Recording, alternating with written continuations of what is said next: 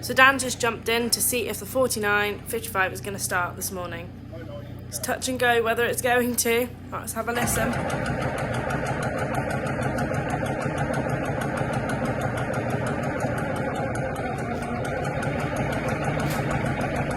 Oh, there she goes.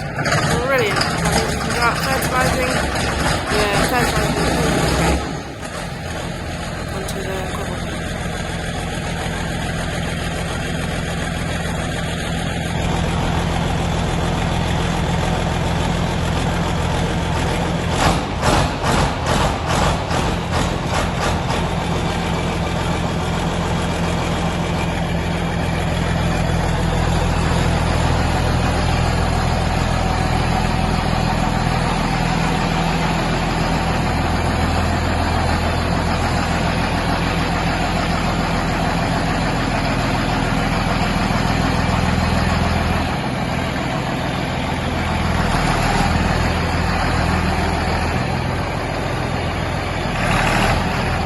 Right, so Dan's just going to take it out of the shed. We're going to get some phosphorus and potash on the forklift and we're going to load her up.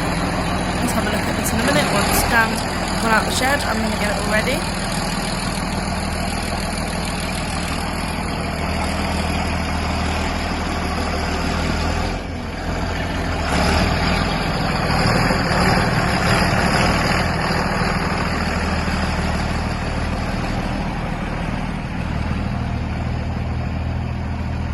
We're just getting the P&K out, ready to go in the fert spreader. We've backed the 49.55 up. Right now, let's do a quick Ellie's Welly before we go out and see how this machine works with the new spreader and GPS. So the 49.55 didn't want to start up this morning, but it did. It was a good girl and it did go. So dressed up very warm because it is very cold. As you'll see later in the video, -6s at home, Dan says, this week while I've been up in Chichester, but I haven't got gloves on yet, but I've got my ridgeline and my wellies on to keep me nice and warm. So I think it's time for Ellie's Welly. This is our first Ellie's Welly, so thank you everyone. We've got a few to come soon, but so happy birthday to Catherine O'Brien. Lots of love, Dave, the message said. Hope you have a lovely year and lovely day today. Also, thank you for everyone's support for the Thames Valley Air Ambulance. This is all going towards such a good cause. And we've got a few advertisements soon for Bartholomew's, so we'll be going to a good cause. Right, let's go and jump in the cab and see it in action. Also going to see how we fitted the GPS and how it works. It won't run in a straight line because it's not connected like that, but it runs with the variable rate and things like that with the speed. So let's go and have a look at that. You can see all the P&K, which is potassium and phosphate, all around the spreader. Right, Dan's going to tell us a bit about the fertilising. Some P&K on, which didn't go on in the autumn because the ground was too wet, and now it's frozen. We'll probably be able to travel. Probably won't be able to travel early spring either, so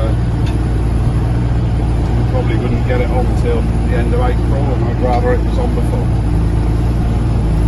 So Dan, you don't think we're going to be able to apply it in the spring because it's also going to be too wet, so we're just making most of the frozen weather and the frost. And also it's better to apply earlier than late.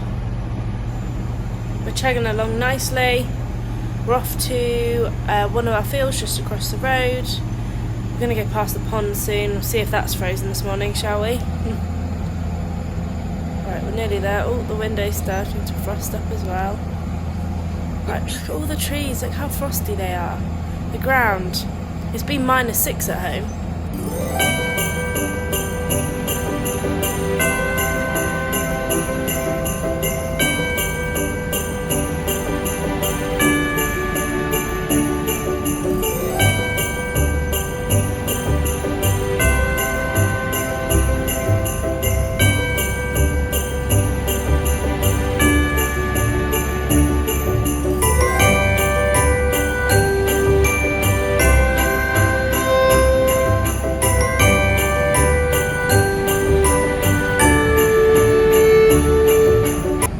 Right, we've made it. I'm just going to jump out and open the gate, if I can remember the passcode, and the passcode's not frozen. Oh my goodness. I think it might be frozen actually. Yeah. The pond is officially frozen. It's definitely beginning to look like Christmas. With these, because we're using it on a standalone, we don't have any of the AV lines we would normally have, so that makes it a little bit tougher. But this is quite a small screen, so that can make it. As you said, the small screen can make it tougher. Maybe you just need some glasses though, Dan. So this is the box we use to control the fertiliser and the rate and the application and everything like that. So we've actually managed to link it up from normal tractors to the 4955 with the GPS. I'll put some P&K on the wheat, so it's really there for the spring. Whilst it's quite late or quite early, whichever way you want to put it, but the ground is wet. The likelihood of getting it on in the spring, we've probably just got to try and concentrate and get some nitrogen on, will be difficult. So this is one less job to have to do then. However, we're using the old tractor because it's got big wide tyres and the ground's really frosty.